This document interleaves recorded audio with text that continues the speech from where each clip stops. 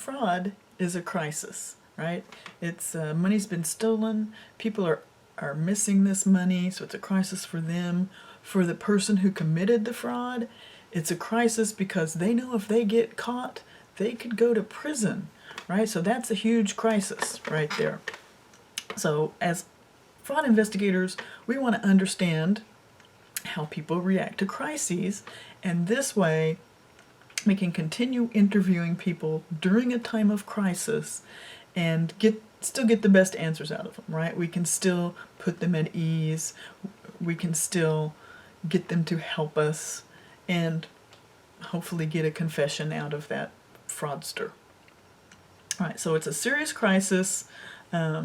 People do have a series of reactions, and if you understand it, you're going to do a better job.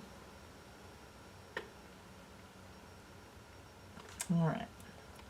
So here's the stages of crisis reaction, right? So people are fine, right? They call that psychological equilibrium. Everything's good. Then a crisis happens, all right? Well, first they go into denial, then they have anger, then rationalization, then depression, then acceptance, right? So the stages are similar to the stages of grief that you may have heard about before. All right. So again, this is not entirely like all at once. You know, they go through these stages.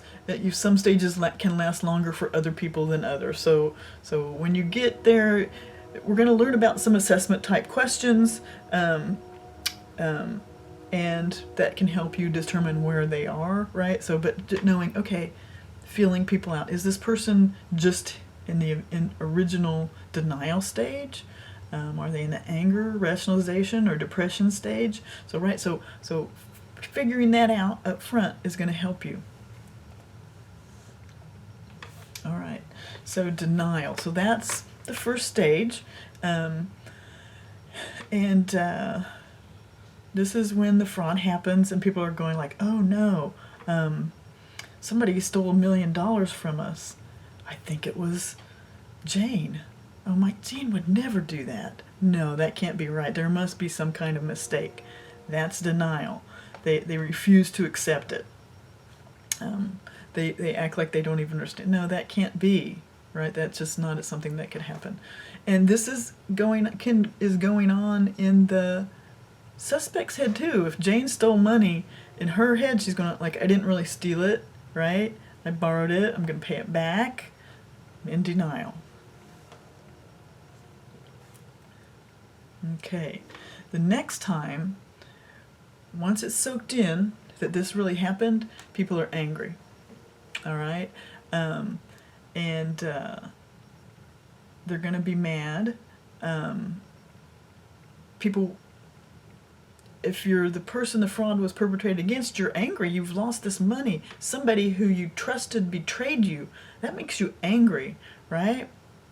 So this is a dangerous time to talk to people because they're going to be saying things in anger, slandering, right? So you can't talk when you're in denial because they're like, no, this didn't even happen. In anger stage, it's like, oh, that SOB, he's a son of a gun. He's a bad person. Let me tell you about all this other bad stuff he did, right? It's like things that don't pertain.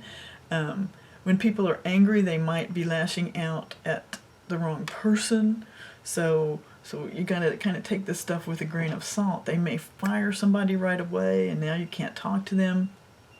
So it's not a good idea to interview people during the anger stage. Next they start this rationalization and this bargaining stage, right? It's like, well, the reason I did it was because of this, but that's okay, right? They're minimizing it. They're saying, oh, it wasn't really a crime.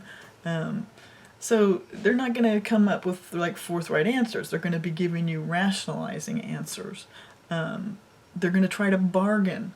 Like, well, if I if I tell you about what happened, are you gonna let me go? Right? Let me get off. Just not report it to authorities, and I'll tell you what happened. So that's not a good basis for interviewing people when they're trying to do let's make a deal. Depression. When people are depressed, they don't care about anything anymore. Oh, I'm going to go to prison for this. I don't care. I'm not going to talk. No, it doesn't matter what I do now, right? Or I've lost all my money. My business is going to go underwater. I'm going to have to fire everybody. Yeah, because they're the victim of the fraud. Even the victims don't want to talk when they're depressed. Oh my God, what kind of company do I have? This is horrible. What kind of people do I have working for me? You know, they're just like, I don't care. It doesn't matter. Don't even talk to me. Right? So that's not a good time to talk to people. Here's where you want to catch people. In the acceptance stage.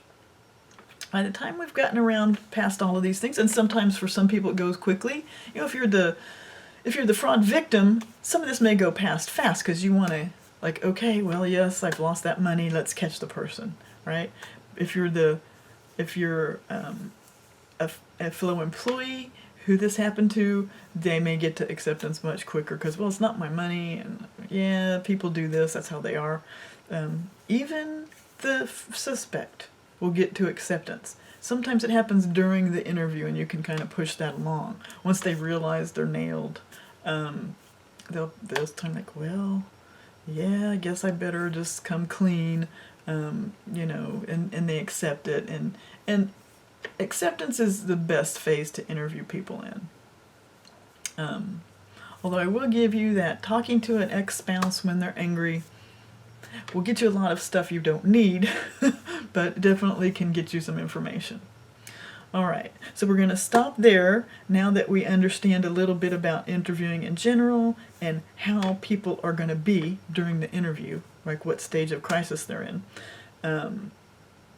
We can move on in the next video to planning and communicating.